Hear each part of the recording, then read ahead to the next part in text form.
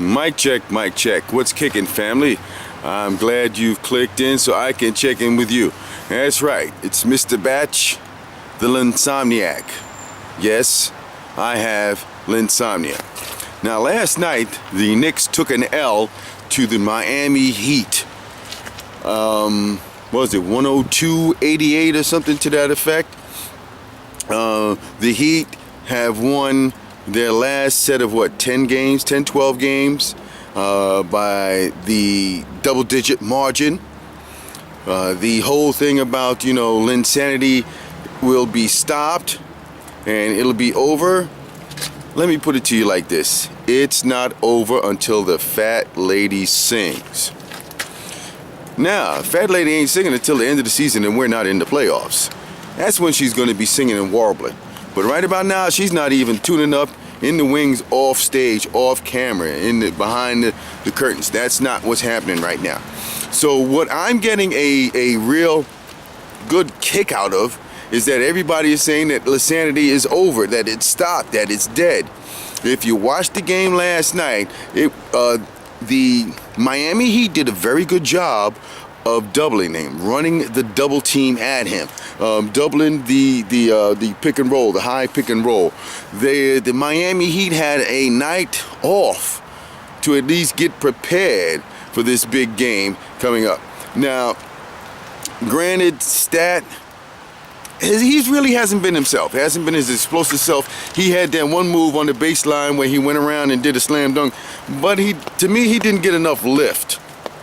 There wasn't enough lift on that for me with Stat. Carmelo, what was he, 7-20 or something like that last night? Poor shooting night. He was the go-to guy certain times, especially I believe in the third quarter when we needed some points. Things wasn't moving, and he got the ball and he made some things happen. So when you look at it like that, as a whole, this is a good learning experience for Jeremy Lin. The Miami Heat had a day off the day before to get at us. I don't believe Linsanity is over because it's going to continue because he's the man who saved the NBA season. Got to give him his props. And I'm going to do like how I did with Eli. Lin is my man till the end. I'm all in. I was with Eli from the first time he got his first Super Bowl when everybody was much maligning the quarterback and saying he couldn't do this, couldn't do that, and look what he turned into. Look what he's turned out to be. Probably the greatest quarterback in Giant history. Mr. Batch continues. Now let's get back to the Jeremy Lin thing. So I'm in the Radio Shack today, and the one dude is like, "Yo, Linsanity is over. It's done." I'm like, "What?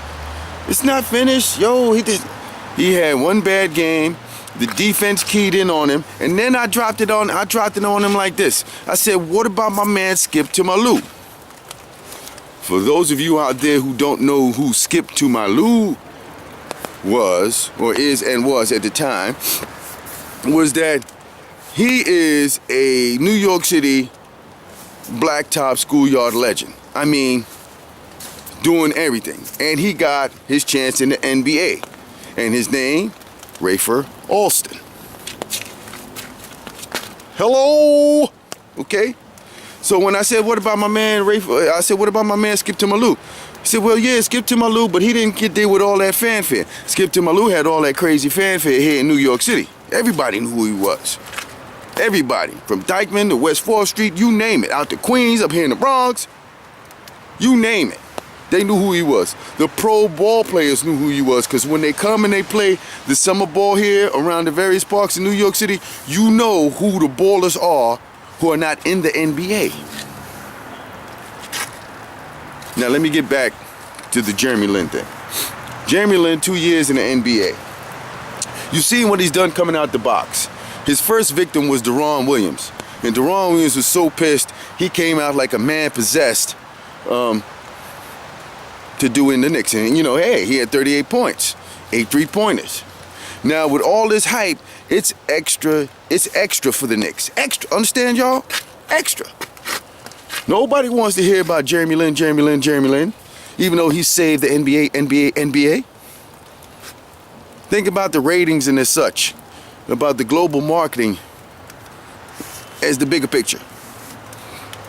Now, as we get back to Jeremy Lin in the NBA, look, the other NBA ball players, all those up there in the upper echelon, like Deron Williams, Derrick Rose, and guys like that, I bet you any amount of money when they get ready to play us, it's going to be like, yo, man, we're going to shut this cat down. We're going to shut this cat down. He's not da-da-da-da-da. Yo, but he came in and he busted some... Boop. Yes, he did. Mr. Batch continues. Now, as I get ready to close this out, Linsanity will continue. The marketing phenom that Jeremy Lin is will continue. The growth of the Knicks team will continue. We need Stat and Melo to be 100% physically and mentally healthy and ready to get into the stretch run after the All-Star break. And I predict good things for the New York Knicks. I see that they're going to be something to reckon with. Everybody is now watching the Knicks. The Knicks are relevant. Relevant. Understand that? Putting the NBA on the map. Hello.